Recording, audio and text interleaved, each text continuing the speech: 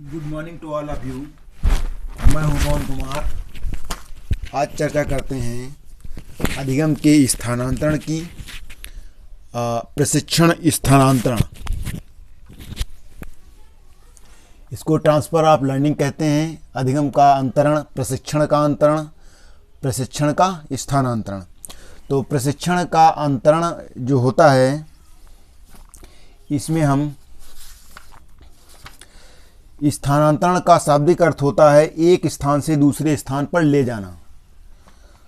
स्थानांतरण हमारे जीवन का अंश है और हम प्रतिदिन कोई न कोई नई परिस्थिति से वाकिफ़ होते हैं और अपने पूर्व ज्ञान को उसमें प्रयोग करते हैं। तो इसमें अधिगम के स्थानांतरण के विषय में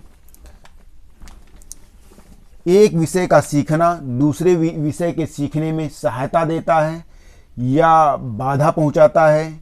इसी प्रभाव को अधिगम का स्थानांतरण कहते हैं। इसमें सोरेनसन का मत है, अधिगम स्थानांतरण के द्वारा व्यक्ति उस सीमा तक सीखता है जब तक एक परिस्थिति से प्राप्त योग्यताएं दूसरी परिस्थिति में सहायता देती हैं। इसमें पीटरसन का कथन है। पीटरसन के अनुसार अधिगम स्थानांतरण से अभिप्राय किसी विचार का नए क्षेत्र में विनियोग है। किसी विचार का नए क्षेत्र में विनियोग है तो वो अधिगम का स्थानांतरण कहता है, ऐसा कथन पीटरसन के अनुसार है। और फिर नेक्स्ट में अधिगम के अंतरण के प्रकार की बात करते हैं कि कितने प्रकार का अधिगम का अंतरण होता है। तो इसमें पहले बात आती है धनात्मक अंतरण। इसको आप बोलते हैं सकारात्मक अंतरण या पॉजिटिव ट्रांसफ़र।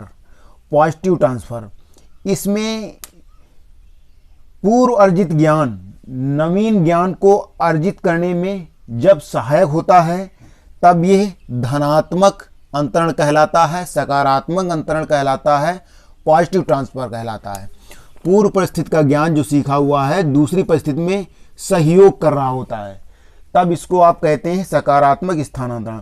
जैसे कक्षा में सीखा हुआ ज्ञान विद्यार्थी अपने जीवन में प्रयोग करता है तो वो उसका सकारात्मक स्थानांतरण कहलाएगा। साइकिल चलाने का कौशल है तो आप यदि उस साइकिल चलाने के बाद मोटरसाइकिल चलाएगा तो उसमें कम कठिनाई का अनुभव होगा। और जैसे जोड़ घटाना सीख लेने के बाद में आप गणित के सारी क्रियाएं अन्य क्रियाएं करते हैं तो उनमें सहायता मिलती है। तो इस प्रकार के उदाहरण आपके धनात्मक अंतरण के कहलाते हैं। दूसरा जो आपका है ऋणात्मक अंतरण, नकारात्मक अंतरण, निगेटिव ट्रांसफ़र।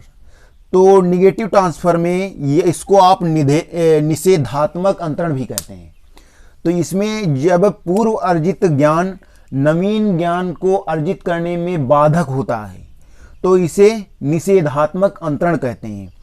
जैसे अंग्रेजी का कीबोर्ड पर आप टाइपिंग सीख रहे हों या सीख चुके हों, फिर उसके बाद हिंदी का कीबोर्ड आपको दिया जाए, उस पर टाइपिंग सीखने को कहा जाए तो वो कठिन कार्य होगा और पुराना अंग्रेजी जो सीखे हैं टाइपिंग तो वो बाधा पहुंचाएगी।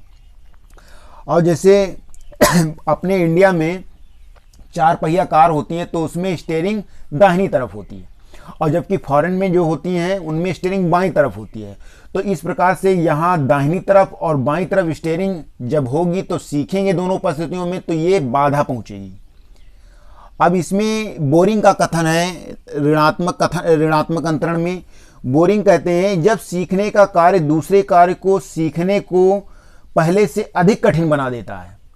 जब सीखने का कार्य दूसरे कार्य के सीखने में पहले से अधिक कठिन बना देता है तो इसको हम ऋणात्मक अंतरण कहते हैं। फिर नेक्स्ट है शून्य अंतरण, जीरो ट्रांसफ़र।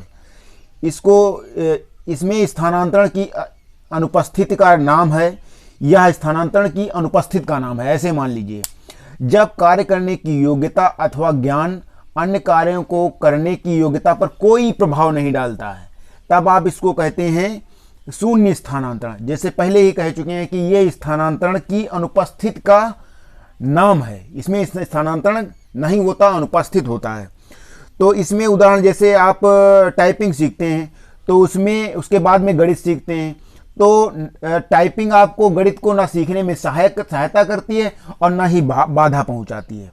जैसे आप हिंदी भाषा सीखे हुए हैं, तो हिंदी की भाषा के बाद में यदि आप भूगोल ज्योग्राफी सीख रहे हैं तो उसमें ये हिंदी भाषा आपके ज्योग्राफी सीखने में ना तो बाधा पहुंचाती है और ना ही सहायता देती है। चौथा है आपका एक पक्षीय अंतरण, यूनिलेटरल ट्रांसफर। जब घटनाएं मनुष्य के शरीर के एक ही अंग, ऐसी घटना होती है जब व्यक्ति मनुष्य का एक ही अंग इसका प्रयोग कर रहा होता है। जैसे दैनिक कार्य में प्रयुक्त होने वाले दोनों हाथ हैं और कभी किसी एक हाथ में चोट लग जाए, तो उस जैसे दाहिने हाथ में चोट लग गई तो आप जितने कार्य करते थे हाथ से तो वो बाएं हाथ से करते हैं, तो सारा काम दूसरे हाथ से होने लगा, तो ये आपका कहलाएगा एक पक्षीय अंतरण। फिर दूसरा है द्विपक्षीय अंतरण, बाइलेटरल ट्रांसफर। पांचवा जो आपका बनता है द्विपक्षीय अंतरण, तो द्विपक्षीय में हमारा शरीर दायां और बाएं भाग में बटा होता है, और जब हम कोई भी कार्य दाहिने भाग से कर रहे होते हैं तो जैसे लिखना हम दाहिने हाथ से सीख रहे हैं, तो इसका प्रभाव हमारे बाएं हाथ पर भी पड़ता है, और बाएं हाथ पर भी पड़ता है तो दाएं हाथ से लिखने की योग्यता का लाभ जब व्यक्ति बाएं हाथ से लिखने के सीखने में करता है तो ये आपका द्विपक्षीय अंतरण कहलाता है। जब हम दाहिने हाथ से लिखते हैं तो चाहें तो हम बाएं हाथ से भी लिख सकते हैं चाहकर, तो ये आपका कहलाएगा द्विपक्षीय, एक पक्ष से दूसरे पक्ष में पहुंच जाता है स्थानांतरण। फिर नेक्स्ट है लंबात्मक अंतरण, इसको आप ऊर्ध्व अंतरण भी कहते हैं, ऊर्ध्व अंतरण। और इसमें जिसको बोलते हो वर्टिकल ट्रांसफर, इसमें कुछ विषयों में एक प्रकरण एक के पश्चात कुछ श्रेणीबद्ध होते हैं। उदाहरण के लिए गणित के विषय में पहले अंक सीखते हैं, फिर बाद में जोड़ घटाना गुणा भाग सीखते हैं, तो इस प्रकार से ये एक दूसरे से जुड़े होते हैं। और जैसे मेडिकल के छात्र शरीर रचना पढ़ते हैं और बाद में फिर उससे शरीर रचना पर आधारित शल्य क्रिया और दवाओं की क्रियाविधि इस प्रकार से सीखते हैं, तो ये लंबात्मक स्थानांतरण कहलाता है। और ये मान के चलिए इसमें एक परिस्थिति जो है उसकी श्रेणी जो बदल जाती है। ऐसे मान लीजिए जैसे कक्षा 8 में आपने व्याकरण सीखी है, कक्षा 8 में बालक व्याकरण सीखता है तो कक्षा 10 में भी वो व्याकरण उसमें सहायता करती है, इस प्रकार से। और अगला है आपका क्षैतिज स्थानांतरण, हॉरिजॉन्टल ट्रांसफर, जिसमें आप अर्जित ज्ञान, अनुभव अथवा प्रशिक्षण का उपयोग उसी प्रकार की परिस्थिति में किया जाता है, तो उसे क्षैतिज स्थानांतरण कहते हैं। जैसे भूगोल विषय का ज्ञान अर्थशास्त्र समझने में सहायक होता है, एक भाषा के नियम से दूसरे भाषा को समझना इसी प्रकार का स्थानांतरण है। ये आपका एक ही कक्षा में प्रयोग होता है कि जैसे आपने कक्षा 10 में भूगोल सीखी है, तो कक्षा 10 में भूगोल सीखी है, उसकी सहायता से आपका कक्षा 10 का जो अर्थशास्त्र है उसको सीखने में सहायता मिलती है। वीडियो देखने के लिए धन्यवाद। हमारा चैनल सब्सक्राइब कर लें।